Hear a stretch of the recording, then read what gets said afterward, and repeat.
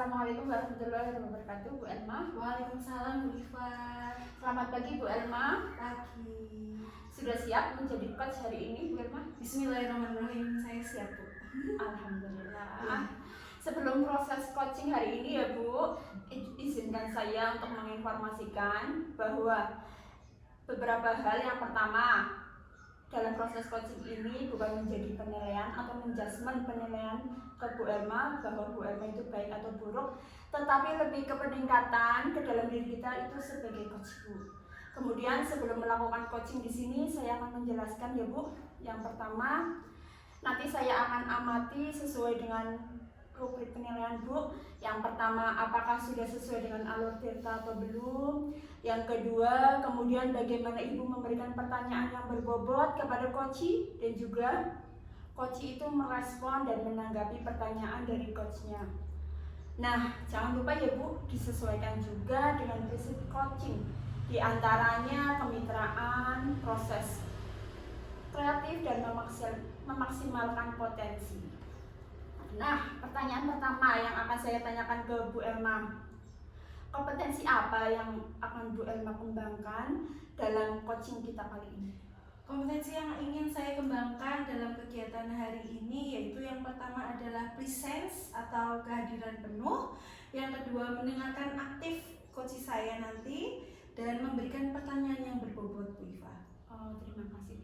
Terus yang kedua, kompetensi mana yang spesifik yang akan dikembangkan oleh Bu Elma? Ya, kompetensi yang spesifik yang akan saya kembangkan yaitu mendengarkan aktif dan memberikan pertanyaan yang berbobot. Oh, baik Bu. Terus yang ketiga, terakhir ini ya Bu, indikator bagaimana yang diinginkan oleh Ibu Elma dalam proses coaching kali ini. Saya ingin coach saya nanti, Bu Bakti, ini bisa menemukan solusi dari permasalahan atau menemukan langkah-langkah dalam mengatasi permasalahannya nanti. Oh, terima kasih ya Bu Elma atas waktunya. Demikian kegiatan terobservasi kali ini. Semoga coachingnya berjalan dengan lancar. Terima kasih atas kesempatannya, silakan. Terima kasih. Assalamualaikum warahmatullahi wabarakatuh, Bu Bakti. Waalaikumsalam warahmatullahi wabarakatuh, Bu Elma. Apa kabar nih hari ini, Bu Bakti? Baik, alhamdulillah sehat. Bu Elma sehat? Alhamdulillah sehat juga ya. Nah, kita mau ngobrol sekitar 15 atau 20 menit nih ke depan. Apa yang akan Bu Bakti bicarakan nih siang hari ini? Baik, di sini saya ingin menceritakan ke Bu Elma nih. Jadi ada hal yang memang menjadi unek-unek saya. Jadi saya ini kan guru kelas 6 ya Bu Elma, dan alhamdulillahnya diberikan siswa itu yang luar biasa, melebihi SPM ya, kan harusnya 28 siswa nih Bu Elma. Nah, ternyata saya mendapatkan 34 siswa Bu Elma. Nah, seperti itu nih. Jadi ada pada manajemen murid ini, murid saya nih, siswa saya yang melebihi seperti itu. Oh, iya, baik. Nah, apa yang Bu Bakti harapkan dari percakapan kita hari ini? Yang saya harapkan nantinya saya bisa mendapatkan pencerahan, saya bisa tercerahkan, kemudian saya bisa mendapatkan solusi dari yang masalah ini, yang unek-unek yang saya hadapi sekarang ini, Bu Elma. Baik, tadi Bu Bakti menjelaskan bahwa ada permasalahan yaitu di kelas Bu Bakti ada 34 siswa sehingga kurang kondusif begitu ya Bu? Iya, betul. Iya, dan manajemen kelasnya juga masih Bu Bakti merasa kurang. Nah, Bu Bakti tadi mengharapkan bahwa Bu Bakti dapat menemukan solusi dari masalah Bu Bakti di pembicaraan kita. Nah, kembali lagi, manajemen waktu yang seperti apa nih yang Bu Bakti kehendaki? Baik, Bu Elma. Jadi dengan 34 siswa itu bermacam-macam sekali, variatif ya. Dari ke-34 siswa, anak perempuan dan anak laki-laki, tentunya kita menemukan hal-hal yang berbeda-beda seperti itu, dari sifat latar belakang, kemudian tingkat kemampuannya seperti itu. Jadi saya ini ingin memanajemen waktu saya dalam mengajar agar anak-anak saya yang bervariatif itu bisa menemukan sendiri juga, karena memang sekarang kan pembelajaran kita memang harus berpihak pada murid ya Bu Elma. Jadi paling tidak nanti anak-anak ke-34 siswa saya itu bisa mereka menemukan sendiri cara mereka belajarnya itu seperti apa. Dengan saya nantinya akan memberikan waktu kepada mereka. Saya sendiri juga harus manajemen waktu karena dari satu hari itu dari jam 7.15 sampai jam 12.15 itu saya harus manajemen waktu ke 34 siswa saya. Itu harus semuanya harus mendapatkan pelajaran, kemudian mendapatkan perhatian, mendapatkan hal-hal yang baru juga ya setiap harinya. Nah, itu yang masih saya bagaimana ya Bu Elma, jadi unek-unek itu saya harus gimana nih, harus dengan cara apa nih, seperti itu. Selain manajemen waktu, pasti nanti saya juga harus melakukan hal lain loh untuk menyelesaikan unek-unek ini loh. Ke 34 siswa ini harus semua mendapatkan hal yang sama, pulang juga mendapatkan pengetahuan yang baru, dan itu memang sungguh-sungguh masih menjadi dilema bagi saya Bu Elma, seperti itu. Betul sekali, penjelasan dari Bu Bekti ini memang pembelajaran itu harus berpihak pada murid, begitu ya Bu? Iya, betul. Nah, tadi Bu Bekti menjelaskan bahwa di kelas Bu Bekti terdapat berbagai sifat latar belakang. Nah, itu sifat latar belakang yang seperti apa yang ada di kelas Bu Bekti? Baik, dari anak perempuan dan laki-laki saja, hanya dari dua perbedaan saja,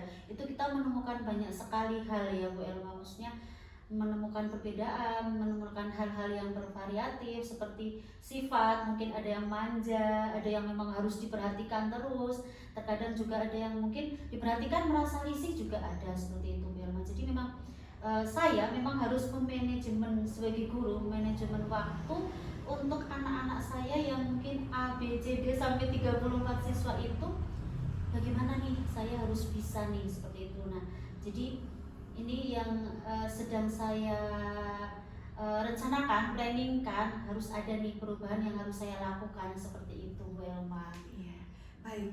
Kalau di rentang angka nih Bu, 1 Iya. sampai 10, sekarang berada di rentang angka berapa Bu? Sangat memprihatinkan Bu Elma. Baik, masih 5 karena memang untuk semester 1 ini sudah mau selesai ya Bu Elma. Tapi memang saya juga sedang berusaha untuk bagaimana nih anak-anak saya nih harus semuanya nih harus bisa saya kuasai, jadi harus dikendalikan. Maksudnya dalam arti bukan mengendalikan, memang anak pembelajaran berpihak pada murid nih, tapi paling tidak untuk guru itu kan memang harus menjadi pengendali, karena kalau tidak nanti anak-anaknya akan seperti apa nantinya, benar ya Bu Elma. Jadi rentangnya tuh di sini saya masih di level 5. Di level 5. Baik, coba bisa diceritakan lebih spesifik lagi tidak? Rentang 5 itu yang seperti apa Bu? Baik, jadi anak-anak saya yang 34 itu ya Bu Elma, memang masih ada yang mungkin 1 ya, masih banyak yang selalu absen, tidak berangkat, sampai saya harus ke rumahnya memvisit, itu 1. Kemudian 2, mungkin terkadang 34 siswa ya, saya juga manusia biasa ya Bu Elma, jadi saya masih terkadang untuk kemampuan untuk memperhatikan mereka. Ke 34 itu terkadang saya sedang memperhatikan yang di sini, yang di sana mungkin rame, jadi saya harus lari ke sana, seperti itu. Jadi 5 ini rentang itu saya masih merasa bahwa saya masih kurang untuk manajemen kelas, manajemen waktu, dan manajemen siswa saya, seperti itu. Jadi ke-5 ini memang masih harus saya tingkatkan lagi nih Bu Elma, seperti itu. Nah, kemudian di angka berapa nih Bu Bekti yang diharapkan itu mencapai angka berapa dari 1 sampai 10? Baik, kalau saya tidak terlalu tinggi sekali ya Bu Elma, karena memang saya merasa insya Allah ini nih kemampuan yang mungkin nanti akan bisa saya raih. Kalau saya itu inginnya dari angka 5 ini saya bisa naik ke angka 8, seperti itu Bu Elma. Oke, harapannya Bu Bekti di angka 8 nih. Nah, bagaimana nih langkah Bu Bekti untuk mendapatkan angka 8 tersebut? Baik, untuk yang pertama nih, karena bervariasi sekali ya Bu Elma anak-anak kami gitu. Dari 34 itu saya menginginkan semuanya bisa ya, bisa, tapi itu tidak mungkin ya, tapi paling tidak ada 75%, 80% itu anak-anak saya bisa sesuai dengan harapan saya. Jadi yang ingin saya lakukan nih, jadi ini harapan, dan sekali juga maksudnya saya sudah mengusahakan untuk saya lakukan. Jadi yaitu satu dengan cara melaksanakan atau merancang pembelajaran yang aktif. Kemudian yang kedua dengan menggunakan model-model pembelajaran, media pembelajaran yang bervariatif yang sesuai dengan kebutuhan siswa. Begitu Bu Elma. Luar biasa sekali nih langkah-langkah Bu Bekti untuk mencapai angka 8. Nah, dari tadi 3 ya, merancang pembelajaran yang aktif, kemudian menggunakan model pembelajaran yang interaktif, dan menggunakan media pembelajaran begitu. Nah, dari ketiga itu manakah yang paling mungkin untuk dilakukan oleh Bu Bekti? Baik, kalau yang menurut saya yang saya mungkin bisa untuk langsung melakukan nih seperti itu. Jadi saya memberikan model pembelajaran yang bervariatif karena memang sesuai dengan yang sekarang ini. Jadi siswa-siswa itu harus bisa menemukan pembelajaran itu sendiri. Saya mengarahkan, kemudian mereka menemukan, oh ya ada beberapa anak saya kelompok-kelompokkan seperti yang kemarin, yaitu dengan RPP yang berdiferensiasi itu kita bisa menerapkan hal tersebut. Jadi anak-anak yang bervariatif itu bisa kita kembangkan, kemudian kemampuan mereka yang mungkin masih belum berpotensi nanti kita kembangkan kembali. Jadi mereka bisa menemukan sendiri, ini loh kemampuan saya dengan menggunakan metode ini, yang ini mungkin dengan metode ini, karena metode pembelajaran yang saya terapkan juga nanti akan bervariatif dan nanti anak-anak akan menemukan, oh ini yang paling baik nih bagi saya, yang ini bagi si A si B, seperti itu. Jadi nantinya mereka akan belajar dengan senang karena pembelajarannya juga dilakukan dengan gembira seperti itu. Nanti hasilnya saya harapkan bisa untuk lebih maksimal seperti itu. Wah, Bu Bekti sudah menemukan langkah-langkah baru ternyata ini tidak tanpa disadari ya. Iya. Jadi ada dari Bu Bekti menyebutkan menggunakan model pembelajaran. Nah, ini tadi Bu Bekti juga menyebutkan dengan mengelompokkan siswa, kemudian membuat RPP berdiferensiasi, kemudian ada pembelajaran yang membuat gembira ini Bu. Nah, tanpa disadari ini Bu. Nah, rencananya mulai kapan nih Bu Bekti akan melaksanakannya? Baik, kemarin saya sendiri sudah merancang, tapi baru saya ungkapkan nih. Jadi kemarin baru saya, oh ya ini. Nah hari ini saya sudah merancang, sudah mengeluarkan nih di cerita kita ya Bu Elma, di percakapan kita. Saya besok banget harus menerapkan ini karena lebih cepat untuk lebih baik, karena ini sudah di akhir semester Bu Elma. Betul. Iya, saya setuju nih, lebih cepat lebih baik. Iya, betul. Nah, kemudian kira-kira siapa nih yang dapat membantu untuk melakukan hal tersebut? Baik, untuk yang pertama pasti saya tidak lupa pada atasan saya. Kita harus selalu berkomunikasi, kemudian kita juga harus selalu meminta izin ketika kita akan melakukan hal di sekolah, karena kita di sini juga memiliki atasan, yaitu saya akan berkolaborasi, berkonsultasi, diskusi dengan yang pertama kepala sekolah, kemudian yang kedua pasti dengan rekan sejawat, tentunya yang terdekat, yang untuk kelas tinggi mungkin karena saya di kelas 6 ya Bu Elma, untuk guru dan Pak Guru di kelas tinggi, nanti kemungkinan juga di kelas bawah juga. Ayo kita berkolaborasi. Kemudian yang terpenting lagi yaitu pada guru mapel. Nanti guru mapel itu memang saya minta tolong sekali, karena untuk budi pekerti itu pasti anak-anak tuh akan lebih tambah untuk mereka manut nurut ketika ada di pelajaran PAI seperti itu. Nanti ada Bu Nur Faiza, kemudian nanti ada Pak Boni juga kan. Kalau pas di luar kan anak-anak gembira kalau PJOK, jadi nanti mereka bisa diberi semangat untuk oke lah, ayo kalian harus semangat terus nih, seperti itu. Jadi ada motivasi dari semua rekan guru seperti itu Bu Elma. Wah, luar biasa sekali nih. Dari Bu Bekti akan berkolaborasi dengan guru kelas tinggi, kelas rendah, rekan sejawat, kepala sekolah, dan guru mapel ya Bu Iva dan Pak Bonit begitu ya. Nah menurut Bu Bekti, kendala yang mungkin terjadi untuk programnya Bu Bekti ini untuk menggunakan model pembelajaran itu, kira-kira ada kendala tidak pandangannya? Baik, pasti ada ya Bu Elma, kendala itu pasti ada. Yang pertama mungkin dari diri saya sendiri ya. Untuk manajemen waktu itu memang kita sendiri mengakui bahwa guru juga kita juga harus selalu memperbaiki gitu kekurangan kita dalam manajemen waktu.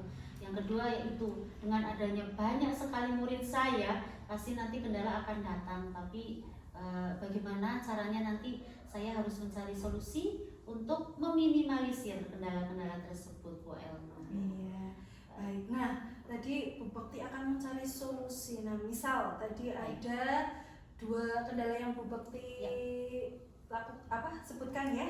Tadi ada manajemen waktunya Bu Bekti sendiri dan murid yang banyak. Nah, itu bagaimana kalau misal itu terjadi dan apa yang akan Bu Bekti lakukan? Kalau yang pertama untuk diri saya sendiri pasti Bu Elma, saya akan lebih mendisiplinkan agar saya bisa manajemen waktu dengan baik sehingga saya bisa mengajar yang utama kepada anak-anak saya yang luar biasa banyaknya itu melebihi SPM. Yang kedua yaitu dengan cara saya juga harus bisa membagi waktu antara saya tugas utama kemudian tugas tambahan saya di sekolah juga, mungkin juga di rumah seperti itu. Kalau untuk anak-anak itu nanti solusinya ya akan saya kelompokkan seperti itu Bu Elma. Jadi untuk dikelompok-kelompokkan karena saya rasa untuk pengelompokan itu nanti kita akan lebih mudah karena nanti kelompok besar bukan individu per siswa seperti itu Bu Elma. Baik, tadi Bu Bekti mengatakan mendisiplinkan diri. Ya, ini saya tertarik sekali. Baik. Apa itu mendisiplinkan diri yang akan Bu Bekti lakukan, lebih spesifik lagi apa itu mendisiplinkan diri yang Bu Bekti maksud? Yang pertama untuk berangkat sekolah nih, untuk berangkat kita ke tempat kerja, insya Allah akan lebih saya disiplinkan waktunya. Kemudian masuk ke kelas, untuk masuk ke kelasnya, kemudian untuk istirahat, mungkin waktu istirahat, kemudian waktu kepulangan itu akan saya disiplinkan lagi. Yang terutama saya utamakan di diri saya sendiri dulu, kemudian akan saya terapkan ke murid-murid saya. Seperti itu Bu Elma. Baik, selain itu progresnya nih mau seperti apa ke depannya Bu Bekti?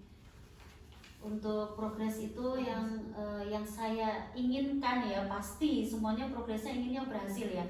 Dari yang tadi di level 5 ingin langsung ke level 8, tapi itu pasti prosesnya panjang. Tapi saya percaya progres-progres yang saya lakukan yang pertama tadi untuk kolaborasi sudah, manajemen waktu, mendisiplinkan diri, kemudian murid, seperti itu ya.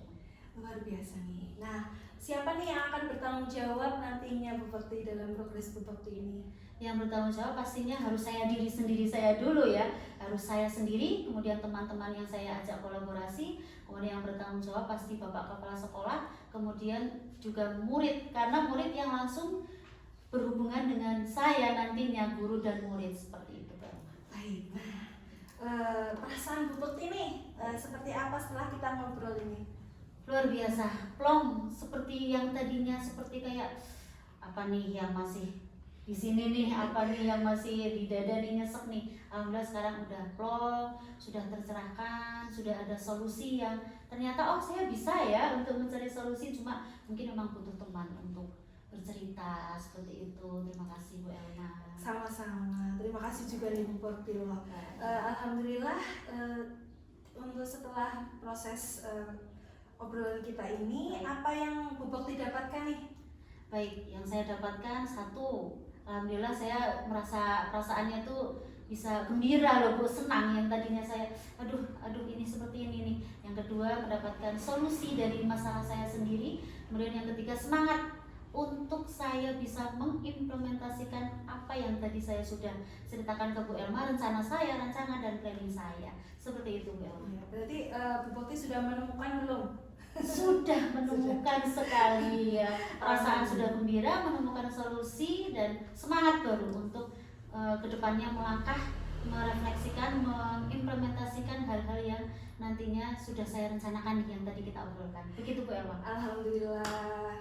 Kalau sudah, selamat bertemu kembali. Nanti setelah Bu Bekti melakukan progresnya mungkin besok Bu Bekti akan lakukan ya. Mungkin besok setelah pulang sekolah ya Bu Bekti. Saya ingin mendengar cerita dari Bu Bekti ini setelah melakukannya. Apakah ada kendala atau bagaimana nanti? Baik. Tolong ceritakan kepada saya. Siap Bu Elma, terima kasih.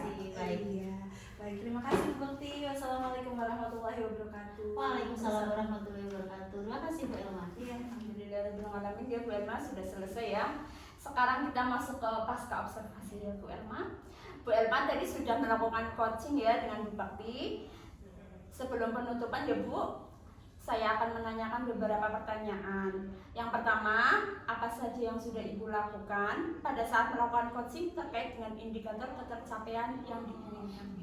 Di coaching ini saya sudah melakukan coaching dengan alur tirta, menanyakan tujuan, identifikasi, kemudian rencana aksi dari Bu Bakti dan tanggung jawabnya, sehingga alur tersebut itu bisa menggali coaching yaitu Bu Bakti untuk menceritakan masalahnya dan menemukan solusi-solusi dari permasalahan Bu Iva. Oke Bu Elma, menurut saya sebagai observer, Bu Elma sudah oke, proses coachingnya tadi Bu Elma dan Bu Bakti berjalan dengan baik dan juga proses alurnya juga sesuai dengan alur tirta. Juga Bu Elma juga sudah berusaha menggali dan memberikan pertanyaan yang berbobot kepada Bu Bakti sehingga Bu Bakti menemukan solusi atas permasalahannya dan juga coaching tadi sudah dilakukan sesuai dengan prinsip coach.